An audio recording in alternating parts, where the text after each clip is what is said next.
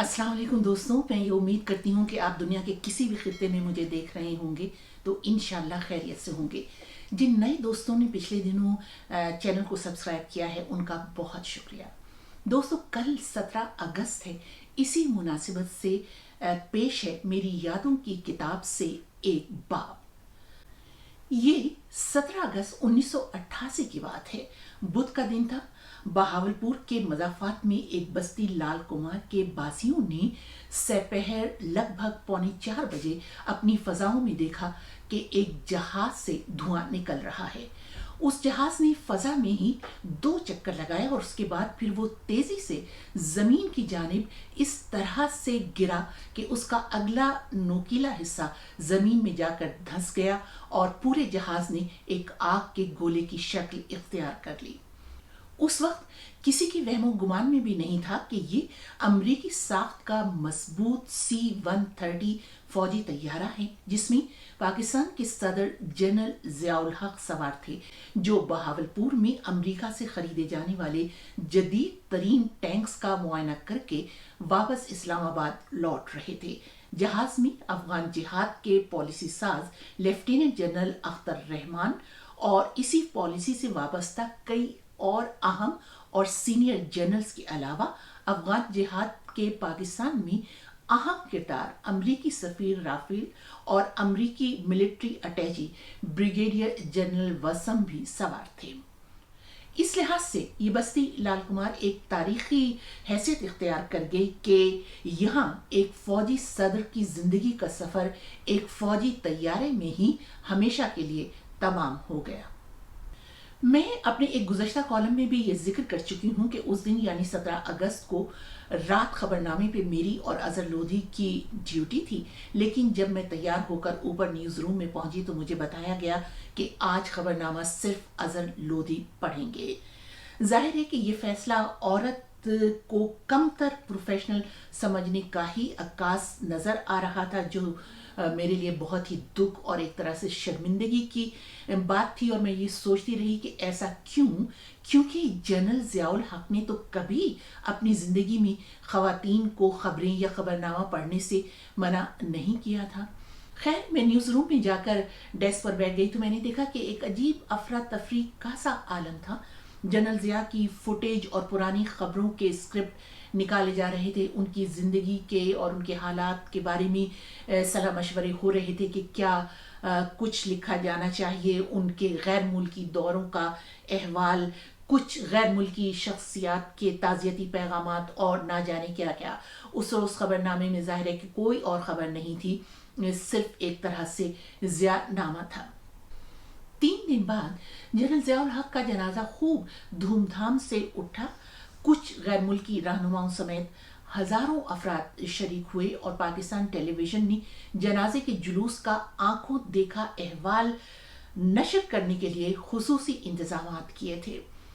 जूं ताबूत की गाड़ी तदफीन के लिए फैसल मस्जिद की जानिब बढ़ रही थी, जनाजे का लम्हा ब लम्हा अहवाल बराह रास्त नशर किया जा रहा था।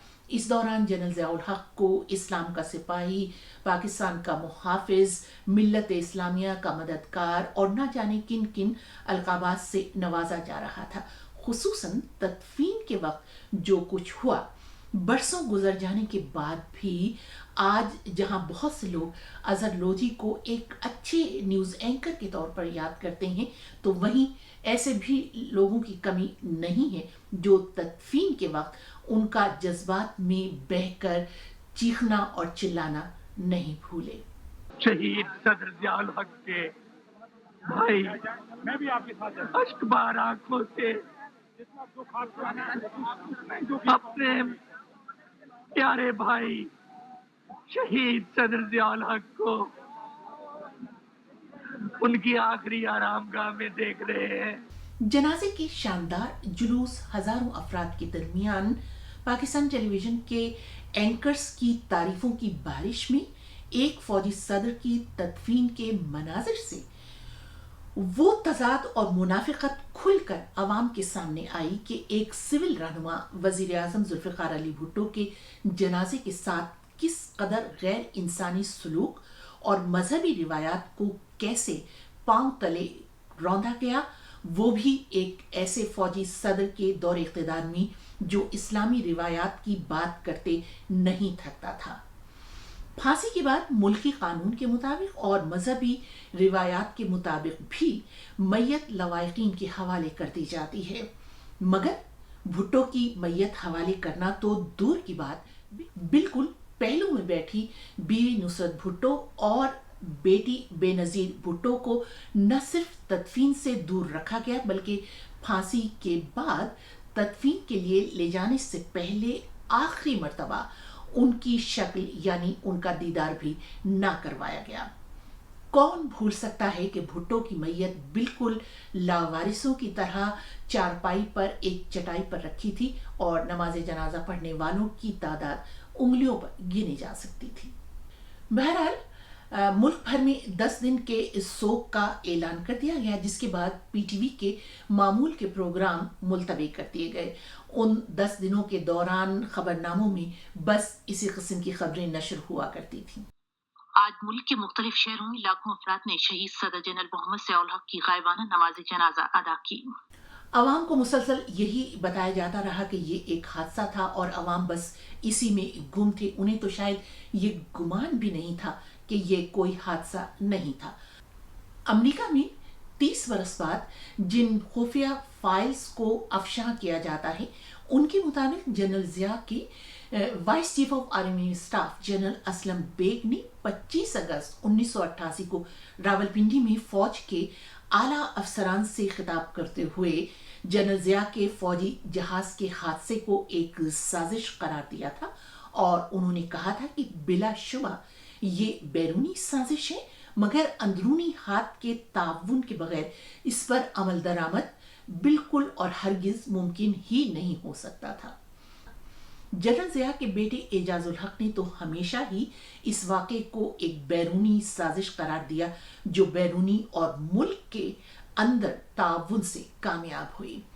इब्तिदा में तो शक की उंगली साबिक सोवियत यूनियन की तरफ उठी, मगर जब वाक़यात के परत खुलने शुरू हुए तो अमेरिका ने जिस तरह इस वाक़े पर मिट्टी डालने की कोशिश की, तो शक के सारे रास्ते ही उसी की जानिब मुड़ गए।